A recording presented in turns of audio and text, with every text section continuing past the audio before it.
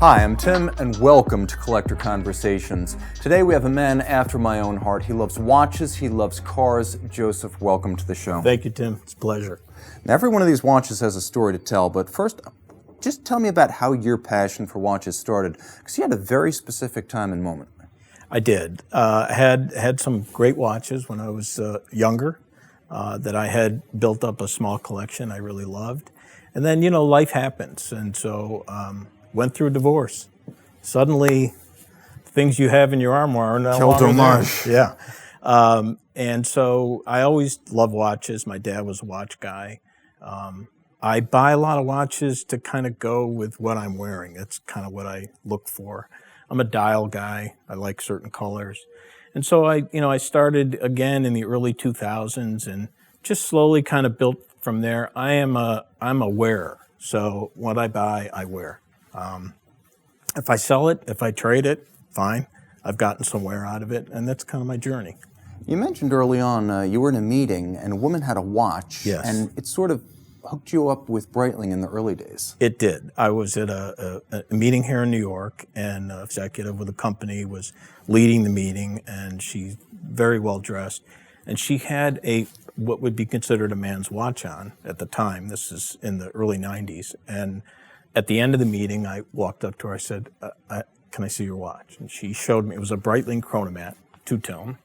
I said, I love this. Where did you get this? She jotted down the name of the store. I went right over, bought it. And from there, I went to a Navitimer and so on and so forth, to a Bentley, Barnado, Breitling. And yeah, I've always liked the brand. I've always liked the dials. And that kind of started kicking off what you see here. Now, you mentioned to me that you're kind of a dial guy, and it's interesting to see that when you started to recreate the collection, it was anchored by a watch that is actually Tourneau branded, but very distinctly dialed. Very distinct. So this is a Tourneau Gotham, I believe around 2005. I was actually, went into a Tourneau store in Florida on my way to the Rolex counter. And as I'm walking to the Rolex counter, I happen to look over, and this dial just caught my eye. I think if you look really closely, the Roman numerals are actually aubergine. So it's a very different watch. Great dial. It's a heavy watch, but it wears well on my wrist. So closed clasp on the back, so it's very comfortable. And just a watch that probably was what really I went from there. But this was a watch that I'll always remember. The refounding of the collection. Right. Now, you actually have a diverse range of stuff here. I see a lot of rose gold. And are you drawn to that specifically, or did it just happen that model by model, they happen to be rose gold? Model by model. I have other watches that are yellow gold, that are kind of in your face, yellow gold. I think rose, obviously, it's a little more subtle. And some of these just happen to be that, and they work out, like the Zenith. I love how the rose gold and the silver dial and the subdials, how they all kind of go together. And I think rose, you can kind of wear different colors with it, and that's what I like about it. And you do like to accessorize. I guess before we talk more in depth about the Zenith, let's talk a little bit about this watch right here, which is both colored gold and custom strapped.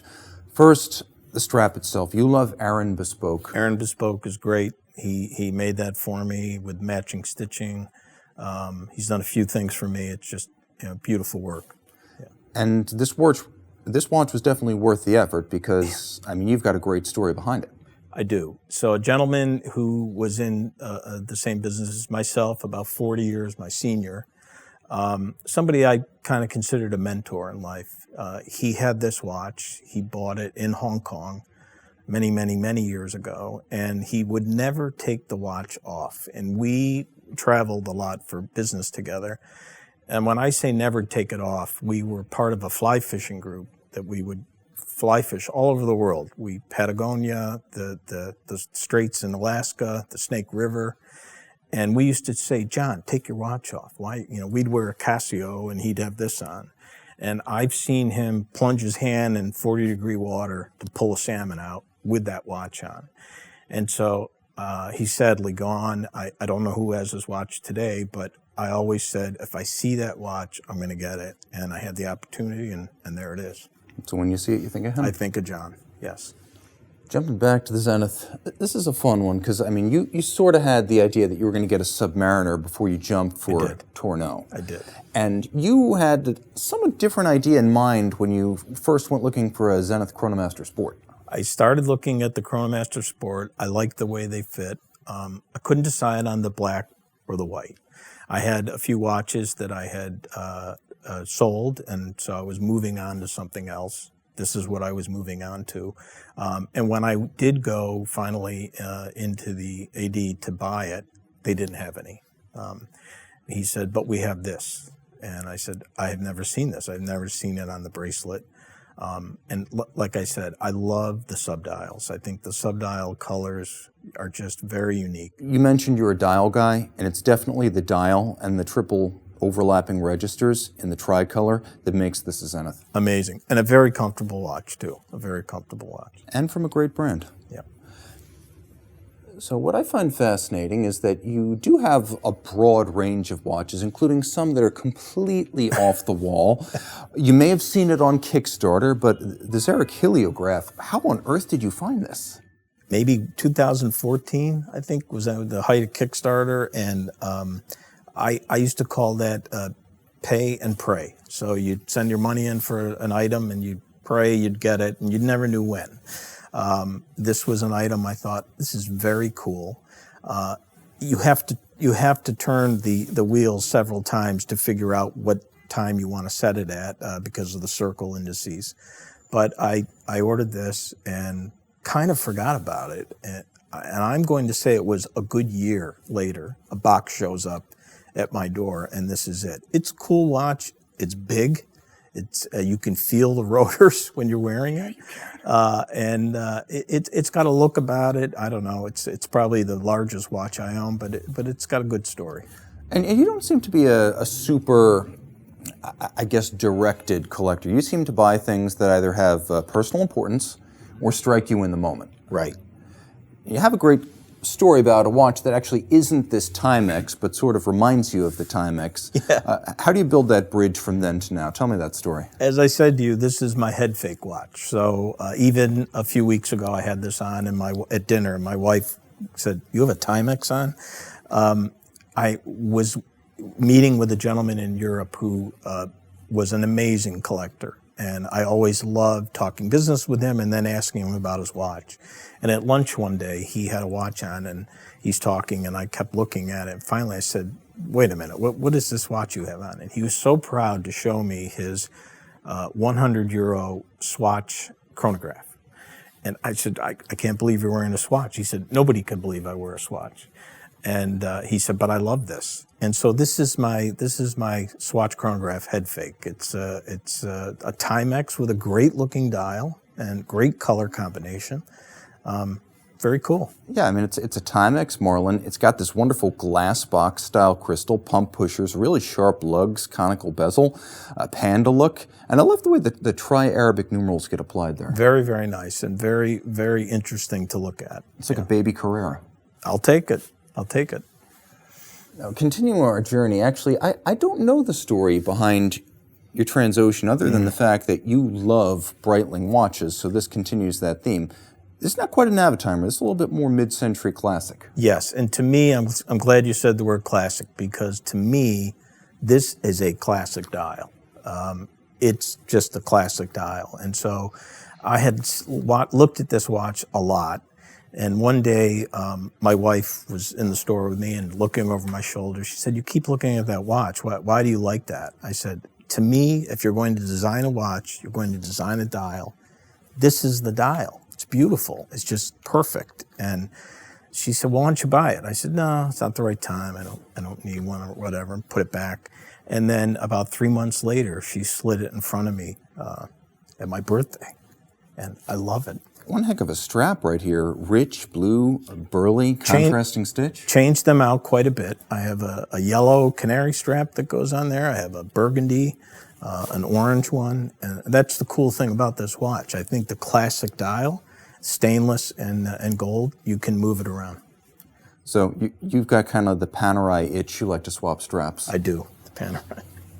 Now, what's fascinating here is that you've got sort of the modern and the classic at the same time. You're wearing your Tudor. You got the Black Bay Chrono, but you've also got the Tudor Tiger Chrono. Yeah. And this one goes way back. Way back. I kind of have a collection within a collection of the Tigers. So I believe this was the second or third endorsement that Tiger Woods signed when he made his run. And this is a 97. And I used to see this watch, or this style, in the cases in different stores, and I always thought, wow, it's cool looking, but it was way less money, and never paid attention to it. As I travel, I noticed that in Europe you see a lot of these. Somehow they all ended up in Europe, the good ones. And so I said, if I see one someday that's in great shape, I'm going to buy it. And that is a 1997 watch that looks terrific. I mean, it's a fun watch because you've got here the Panda, and then your current Black Bay Chrono is the inverse Panda. You got all your bases covered. I do. Here's another unusual watch. Actually, your collection spans Swiss, Japanese, German. We're going to see the German soon enough, but a Seiko Cocktail. A Seiko Cocktail with an amazing dial. Again, as I said, I'm a dial guy. You can probably tell the blue. It's kind of on the whim, not expensive, but I can tell you that I have worn this with a navy tuxedo, and I have worn this with jeans and a t-shirt. The dial, when the sun hits it, different angles, it looks very different, but it is a beautiful, beautiful dial, and that's what drew me to that watch. Kind of got a little bit of a a period presence with these lugs and these bezels right here. Very, very interesting. And you got the doming, a plexiglass-like profile with the crystals. You got the throwback look on both of these. It's a great watch. So speaking of throwback, what you have here is actually a modern recreation of a watch that you admired in your youth. I had a Chronoswiss regulator, 1991, and white gold, which was a beautiful watch. Kind of formal, but a beautiful, beautiful dial. And I wore it for years, and I had the opportunity to sell it. I did. And I watched to see what else they do. And as you know, they have come up with some kind of crazy color combinations. But beautiful, beautiful work. The guillotine is just beautifully done on here. They do a lot of limited editions. This is a limited edition of, I think, 30, 35. But an absolutely beautiful dial. And I think, as you may have said several times, a lot of us don't look at our watches to tell the time. We look at our watches to admire the timepiece. And certainly when I look at that, I admire it. And it's really cool because a lot of people tell me that they got started in watches because they fell in love with the Chronoswiss. Usually they tell me it's the regulator, the Opus chronograph, or the Delphus jump hour. Yes. And the regulator really was the first watch that was iconically Chronoswiss. So this is an anniversary piece, 35 years, 35 pieces. Yes, it's amazing. And I'm lucky to say I have an Opus chronograph as well. So it's a brand that I have liked for quite some time. You got that lovely sterling silver guilloche cut dial. And I will, again, say you do have to glance at it for a moment. You do, to see what time it is. But it's got a lot going on. It's a beautiful watch. Very substantial strap, too. I think you got Jean Rousseau on this? Yeah, this is Jean Rousseau strap, yes. See, that's the cool thing. Not being afraid to deviate from the factory spec. Yeah. And this is actually an interesting watch because it's the only time I've ever encountered a 120-click unidirectional rotating dive bezel that has a GMT calibration. Yeah, it's one of my few GMTs, but Steinhart, an unusual brand. I believe he was, Gunther Steinhart was a architect and engineer who went into the watch business, believe it or not. And they make a great watch. It's got great weight to it. It really does. One of the first watches I've seen with some type of white in the bezel. It's unusual. I've had a lot of people ask to see that watch as I wear it because they think it's something else, but the white throws it off a little bit, but it's a great watch. Yeah, the white and the black with the rose gold is really an unusual look, and it's a strong one. Interesting to me that they actually have a little bit of Tudor snowflake in the hour and the second hand. The snowflake, yeah. But a nicely weighted watch, like you said, with responsibly tapered lug profiles. It doesn't look like it would wear like a giant. No, it wears great. Another, I think they call this the Ocean One collection, but I have another one as well, different rose gold actually. But it's a great watch. Yeah, Ocean GMT, great travel companion. Yes. So now, I was going to say that's a GMT that's not afraid to get wet, but sometimes you can't beat the real thing. Full diving chrono, Breitling Superocean. How'd this come about?